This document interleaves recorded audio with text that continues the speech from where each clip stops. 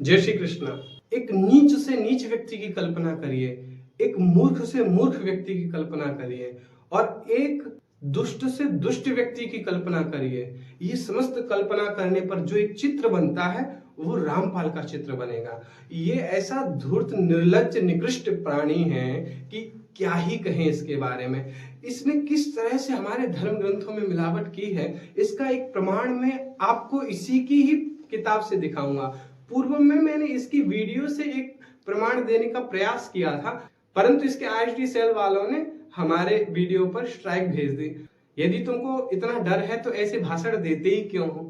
पूर्व में विचार कर लिया करो कि यार हम उचित कह रहे हैं कि अनुचित कह रहे हैं। इसकी ये ज्ञान गंगा बुक है, 95 नंबर पेज से ये नल नील के बारे में एक कहानी मनगढ़ंत इसने बना के कहता है।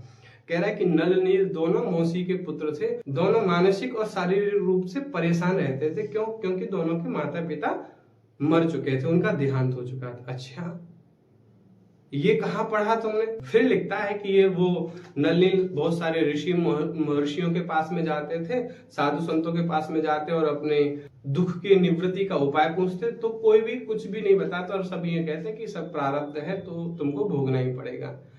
अब ये बताता है कि उस समय मुनिंद्र रूप से, मुनिंद्र नाम से प्रकट पूर्व परमात्मा, मतलब जो कबीर है वो मुनिंद्र रूप में आए हुए थे, जो इसके अनुसार ये बता रहा है। अच्छा, इसके कबीर भी अलग है, हमारे जो भक्त वाले जो कबीर हैं वो अलग हैं, और इसकी ये कबीर भी मनगढ़ंत कबीर हैं। जो वस्तुतः कबीर के वंशज हैं वो तो इसको एकदम नकार देते हैं। कबीर की जो वंशावली, जो उनकी फॉलो करने वाले लोग हैं वो तो इनसे एकदम अलग हैं, वो इसको मना ही कर देते कि ये दुष्ट है, इससे हमारा कोई लेना देना नहीं।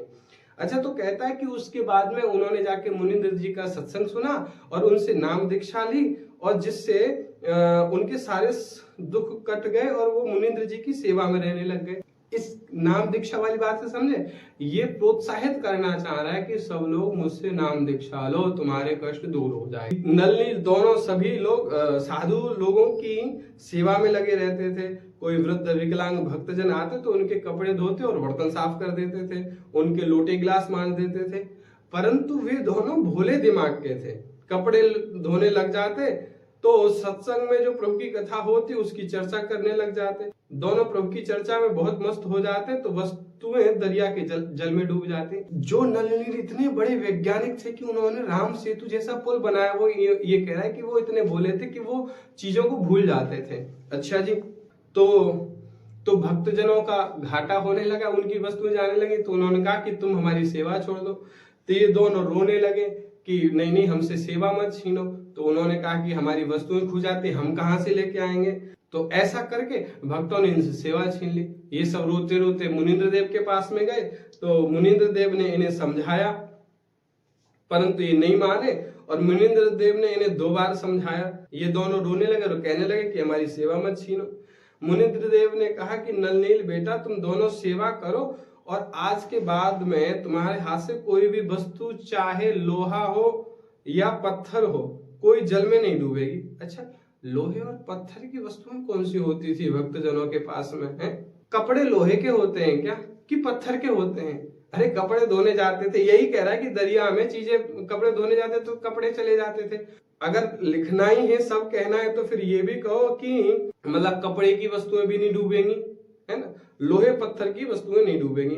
ऐसा मुनिंद्र देव ने उनको आशीर्वाद दिया। अब देखो, इसके आगे क्या था, इसके पीछे क्या था, इसकी कोई चर्चा नहीं है और न ही इसके पास में होगा, मतलब क्योंकि ये कहीं वर्णित नहीं है। इसने तो बस अपनी कहानी को फिट करना है, इसलिए ये कहने लगा। कह रहा है कि आपने रामायण की बात सुनी होगी, भगवान श्री राम जी को भी पता नहीं था कि सीता को कौन उठा ले गया है। सीता जी की खोज में रामचंद्र जी ने इधर उधर बहुत सारे बंदर भेजे। हनुमान जी ने खोज करके बताया कि लंकापति रावण की कैद में माँ सीता जी हैं। रामपाल लिखता है कि पता लगने के बाद में कई शांति दूत भेजे। अरे कौन से शांति दूत भेजे थे? हनुमान जी के बाद में तो कोई गया ही नहीं। कोई गया है शांति दूत के रूप में तो वो अंगद जी गए हैं, और अंगद जी तब गए हैं जब वो पुल बन गया था। पुल बनने से पहले अंगद जी नहीं गए हैं। आप किसी भी रामायण को उठा लीजिए, चाहे वो रामचरित हो, चाहे वाल्मीकि हो, चाहे आनंद हो, चाहे कोई भी हो, किसी में भी ये वर्णन नहीं है कि पुल बनने से पहले अंगद जी शांति दूत के रूप में रावण के पास में गए। तो ये बात इसकी यहाँ पर कट जाती। बाद में कोई उपाय नहीं बचा, युद्ध की तैयारी हुई और समस्या आई कि समुद्र को पार कैसे करें। भगवान श्री रामचंद्र जी ने 3 दिन तक घुटनों तक पानी में खड़े होकर हाथ जोड़कर समुद्र से प्रार्थना की कि वो हमको जाने के लिए रास्ता दे दे, परंतु समुद्र तस से मस नहीं हुआ। तब समुद्र तस से मस नहीं हुआ तो राम ने अग्निबाण से उसको जलाना चाहा। भयभीत होकर ब्राह्मण का रूप रख के समुद्र वहां पर आया और कहने लगा कि मुझे मत जलाइए, क्योंकि मेरे अंदर बहुत सारे जीव जंतु रहते हैं। ठीक है, ये तो उचित बात है, और ये सब जल जाएंगे, और अगर तुम मुझे जला भी दोगे तो मुझसे पार नहीं जा पाओगे, क्योंकि यहाँ पर बहुत गहरा गड्ढा बन जाएगा जिसको आप कभी पार नहीं कर सकते। समुद्र ने कहा कि ऐसा करो कि सांप भी मर जाए और लाठी भी न टूटे, मेरी मर्यादा भी रह जाए और आपका पुल भी बन जाए। तब भगवान श्री राम जी ने पूछा कि इसकी क्या विधि है। ब्राह्मण के रूप में खड़े समुद्र ने कहा कि आपकी सेना में जो नल और नील नाम के 2 सैनिक हैं, उनके पास में गुरुदेव से प्राप्त एक ऐसी शक्ति है जिनके हाथ से पत्थर जल में तैर जाते हैं। हाँ, यहाँ तक तो बात वस्तुतः सही है जो इसने कही है, लेकिन देखो अब यहाँ से गड़बड़ कर देगा। हर वस्तु चाहे वह लोहे की ही हो तैर जाती है। श्री रामचंद्र जी ने नल नील को बुलाया और उनसे पूछा, क्या तुम्हारे पास ऐसी कोई शक्ति है? तो इसकी परीक्षण करवाओ। उन नादान नल नीलों ने सोचा कि आज सबके सामने हमारी बहुत महिमा होगी। उस दिन उन्होंने अपने गुरुदेव मुनींद्र देव साहेब को यह सोचकर याद नहीं किया कि यदि हम उनको याद करेंगे तो राम जी ये सोच लेंगे कि इनके पास में तो कोई शक्ति है ही नहीं, ये तो कहीं और से मांगते हैं। उन्होंने पत्थर उठाकर पानी में डाला तो पानी में वह पत्थर डूब गया। नल नील ने बहुत सारी कोशिश की परंतु पत्थर नहीं तैरे। तब भगवान श्री राम समुद्र की ओर देखा और कहने लगे कि आप तो झूठ बोल रहे हैं, इनमें तो कोई शक्ति नहीं है। समुद्र ने कहा कि नल नील, आज तुमने अपने गुरुदेव को याद नहीं किया। नादानो, अपने गुरुदेव को याद करो। वे दोनों समझ गए कि आज तो हमने कबीर साहब को याद किया ही नहीं। अब देखो ये सारी चीजें इसने मिलाई हैं, मतलब इतना नीच धूर्त निकृष्ट। अब इसको क्या मैं बोलता नहीं कि इसको जो शब्द कहो वो इसके लिए छोटा पड़ जाएगा। इसको गधा भी कहो ना तो गधा शर्माएगा, वो गुस्सा होगा, वो कहेगा कि अरे मेरी कैसे नीच आदमी से तुलना कर दी, मैं तो लाख करोड़ों गुना भला हूं, है ना। देखो ये कैसे कहानी मिला रहा है। तो समुद्र के कहने पर नल नील ने मुनींद्र देव को याद किया तो मुनींद्र देव वहां पर पहुंच गए। भगवान श्री रामचंद्र जी ने कहा कि हे ऋषिवर, ऐसा दुर्भाग्य है कि आपके सेवकों के हाथों ये पत्थर नहीं तैर रहे हैं। मुनींद्र साहब ने कहा कि अब इनके हाथों से तैरेंगे भी नहीं, क्योंकि इनको अभिमान हो गया सतगुरु की वाणी। अब देखो बात क्या है कि देखो जहां कुछ इसने अंश सही यथावत, जो मतलब राम जी ने 3 दिन तक प्रार्थना की, वो सब यथावत है, सच है। लेकिन फिर ये मुनींद्र देव जी ये और वो सारी चीजें पता नहीं मतलब कैसे इसने कहां से मिला दिया। मतलब इतना चोर, दुष्ट और धूर्त आदमी कोई कैसे हो सकता है। आप कल्पना करिए कि ये क्या सिद्ध करना चाहता है इन समस्त चीजों से। सत्संग के नाम पर क्या करता है, सत्संग के नाम पर ये गीता ये कहती है, वो रामायण ये कहती है, उसमें मतलब रामायण क्या कहती है वो अलग रखा रह जाता है। मूल में आता है कि ये क्या कहना चाहता है और कैसे मिले जुले शब्दों से लोगों को बहकाकर और अपना उल्लू सीधा करना चाहता है। ये मूल बात होती है कि अब ये कह रहे हैं कि अब इनके हाथों से कोई चीज तैरेगी भी नहीं। अरे ऐसा होता था क्या कि मतलब तुम मन चाहो तब आशीर्वाद दे दो और मन चाहो तब वापस ले लो, ऐसा होता है क्या? नहीं, ऐसा नहीं होता है। एक बार जो बात कह दी वो कह दी, वो रूपांतरित तो हो सकती है, उसका फल थोड़ा बदल सकता है, लेकिन वो बात मिट नहीं सकती। ये आपने श्राप के संदर्भ में बहुत बार सुना होगा। तो उस दिन के पश्चात नल नील की वह शक्ति समाप्त हो गई। अरे वाह! श्री रामचंद्र जी ने परमेश्वर मुनि साहब से कहा, हे ऋषिवर, मुझ पर बहुत आपत्ति आई हुई है, दया करो कि किसी प्रकार सेना पार हो जाए। जब अपने सेवकों की शक्ति दे सकते हैं तो प्रभु कुछ रजा करो। मुनींद्र देव ने कहा कि सामने वाला पहाड़ है, मैंने उसके चारों तरफ रेखा खींच दी है, इसके बीच बीच के पत्थर उठा लाओ, वे डूबेंगे नहीं। श्री राम जी ने परीक्षण के लिए पत्थर मंगवाया, उसको पानी में रखा तो वो तैरने लगा। नल नील कारीगर जो शिल्पकार थे, हनुमान जी भी प्रतिदिन भगवान याद किया करते थे। उसने अपने दैनिक क्रिया भी साथ रखी और राम राम लिखता रहा।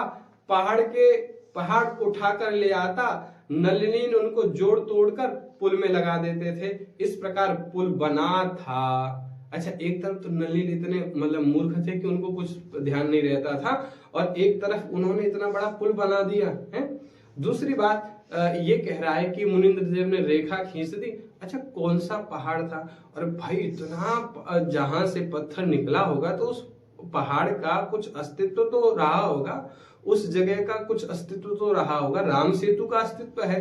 मतलब एक जगह से इतने पत्थर निकाले जाएं कि उसे इतना विशाल मतलब पुल बन सकता है, तो वहां पर गड्ढा नहीं हुआ होगा है? वहां पर और उस पहाड़ का कुछ उल्लेख भी तो होना चाहिए ना, वो उल्लेख तो कहीं नहीं मिलता है। इससे सिद्ध होता है कि ये सब बेमतलब की बात है। तो आगे कहता है कि कोई कहता था कि हनुमान जी ने पत्थरों पर राम राम लिख दिया था इसलिए पत्थर तैर गए। कोई कहता था कि नल नील ने पुल बनाया था, और कोई कहता था श्री राम ने पुल बनाया था। परंतु सत्य कथा ऐसे है जैसे आपको ऊपर बताई गई। अब ये मतलब ये कह रहा है कि सारी रामायण गलत हैं, सारे पुराण गलत हैं, सारे महाभारत गलत हैं, सब चीज गलत है, बस ये जो बता रहा है वो सही है। अच्छा, अपनी ही बात को ये उल्टी कह देता है और अपनी बात को ये सीधी कह देता है। जब इससे प्रमाण देने की बात आए तो गीता उठा लाएगा, महाभारत उठा लाएगा और रामायण उठा लाएगा। ये रामायण गीता महाभारत की उन्हीं बातों को मानता है जो इसका उल्लू सीधा कर रही हो, उनको नहीं मानता है जो इसके दिमाग से परे की बात हो। आप लोग एक बार चिंतन करिए कि ये आखिर कर क्यों रहा है। ये समस्त लोगों का धर्म भ्रष्ट करने पर तुला हुआ है। ये सब लोगों को भ्रमित करके अलग ही डायरेक्शन में ले जाने में लगा हुआ है। तो यदि थोड़ी सी भी आप किसी में बुद्धि है, विवेक है, तो इन समस्त चीजों को समझिए, नहीं तो बहुत नुकसान होने वाला है। जय श्री कृष्ण। देखिए वाल्मीकि रामायण उस विषय में क्या कहते हैं। भगवान के समक्ष प्रकट होकर आया और समुद्र कहता है, वाल्मीकि रामायण के युद्ध कांड के 22 सर्ग है। इसमें समुद्र कहता है, अयम सौम्य नलो नाम तनयो विश्वकर्मणः पित्रा दत्तवरः श्रीमान प्रीतिमान विश्वकर्मणः। अर्थात कि सौम्य आपकी सेना में यह नील नामक कांतिमान वानर है, यह साक्षात विश्वकर्मा का पुत्र है। इसने जो कहा कि नलनील के पिता मर गए थे, तो नल के पिता विश्वकर्मा हैं, यहाँ पर आप पढ़ सकते हैं, और नील के पिता अग्निदेव हैं। तो अग्निदेव ही नहीं मरते कभी और ना ही विश्वकर्मा कभी मरते हैं। वो सृष्टि पर्यंत, जब तक सृष्टि रहती है तब तक वो रहते हैं। देवताओं की आयु सृष्टि पर्यंत होती है। एक बात ये सिद्ध हो जाती है कि इसने झूठ बोला कि उनके पिता मर गए थे। इसके पिता ने यह वरदान दिया है कि तुम मेरी समान शिल्प कलाओं में निपुण होगे। आप भी इस विश्व के सृष्टा विश्वकर्मा हैं। इस नील के हृदय में आपके प्रति बड़ा प्रेम है, मतलब भगवान के लिए कह रहे हैं। येषे तुम महोत्साह कर्तुम मयि वानरः तमहं धारयिष्यामि यथा ह्येष पिता तथा।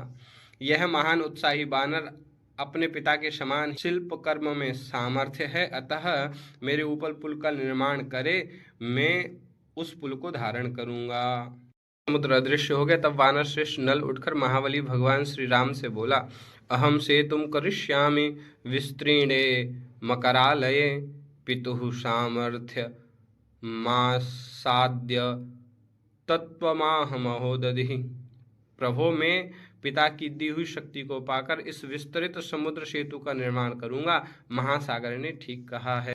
आगे नल कहते हैं, औरसस्तस्य पुत्रोऽहं सदृशो विश्वकर्मणा स्मारितोऽस्म्य हमेतेन तत्त्वमाह महोदधि नाचाप्य हमनुक्तो वह प्रब्रूयामात्मनो गुणान्। इस प्रकार मैं विश्वकर्मा का औरस पुत्र हूँ और शिल्प कला में उन्हीं के समान हूँ। इस समुद्र ने आज मुझे इन बातों का स्मरण दिला दिया है। महासागर ने जो कुछ कहा है वह ठीक है। मैं बिना पूछे आप लोगों को अपने गुणों को नहीं बता सकता था, इसलिए मैं अब तक चुप था। पूरी रामायण में देख लीजिएगा कि कहीं भी मुनींद्र देव का कोई भी उल्लेख नहीं है।